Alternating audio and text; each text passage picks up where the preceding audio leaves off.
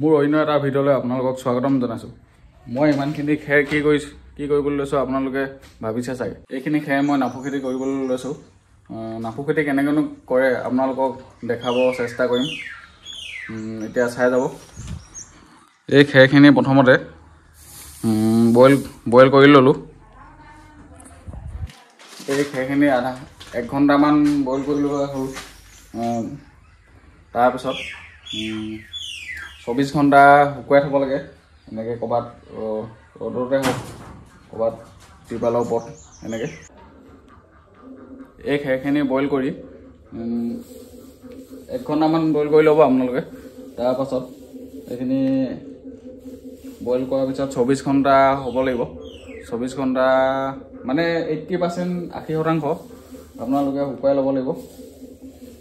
শুকুৱাই লৈ মেলি তাৰপিছত আপোনালোকে এইখিনি চাওক, এনেকৈ চূণখিনি মিহলাই ল'ব লাগিব যাতে সেইখিনি বীজাণুবোৰ ধ্বংস হয়।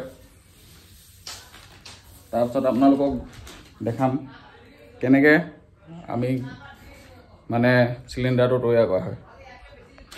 এইটো এটা চিলিণ্ডাৰ হয়, নাফুৰ চিলিণ্ডাৰ। মানে এইটো কেনেকৈ বনোৱা হয় এতিয়া মই দেখাবলৈ আপোনালোকক চেষ্টা কৰিম। আপোনালোকে ভিডিঅ'টো চাই থাকিব। এইখিনি হৈছে নাফুৰ বীজখিনি। এইবোৰ চব কিমান বীজ আনি থৈছোঁ। এইবোৰ হৈছে নাফুৰ বীজ। এইটো লিকুইড কালচাৰ বুলি কয়। মই এবাৰ প্ৰথম লগাইছোঁ। তাৰপিছত আপোনালোকক এতিয়া দেখাম কেনেকৈ পেকিংটো কৰে, আপোনালোকে চাই থাকক।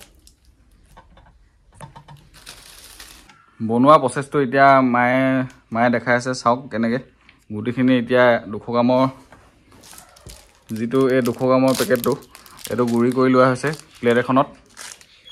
তাৰপৰা এতিয়া কেনেদৰে কৰে মায়ে চাওক। এইখিনি সমানে 4টা ভাগত ভাগ কৰি লোৱা হৈছে, মানে 50 গ্ৰাম 200 গ্ৰামৰ পেকেটটো। তাৰপাছত এতিয়া পলিথিনটো মায়ে কেনেকৈ বান্ধিছে চাওক। এনেকৈ এই পলিথিনটো ৰবাৰে বান্ধি পিছফালে ডোখৰ বন্ধ কৰি দিয়া হয়। বন্ধ কৰি পলিথিনটো এতিয়া ওলোটাই দিয়া হ'ব, কাৰণ এনেকৈ দেখিবলৈ চিলিণ্ডাৰটো গোল হয়, দেখিবলৈ ভালো হয়।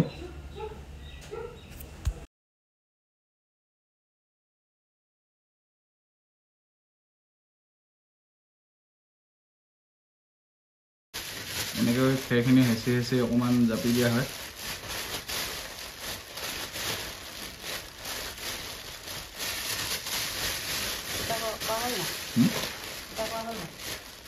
কৰা আছে।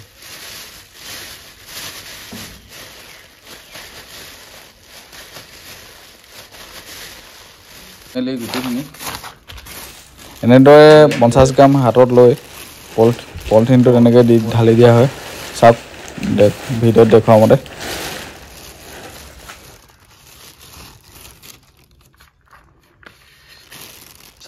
এভাগহে দিয়া হয়, মানে এটা ৰাউণ্ডত।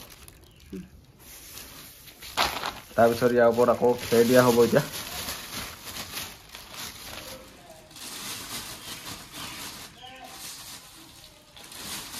খেৰ 2 নম্বৰ ষ্টেপত দি দিছে চাওক। এনেকৈ 4টা ষ্টেপ হোৱা হ'ব। তাৰপিছতে এনেকৈ এইটো চিলিণ্ডাৰটো বনি যাব। এইটো এটা চিলিণ্ডাৰ বুলি কয়। এইটো ওলাবলৈ খুব দাদাই কৈছিলে ভিডিঅ'টোত আগৰটোত 20 দিন 25 দিনমান লাগিব। এতিয়া চাওক মায়ে বান্ধি খতম কৰি দিলে।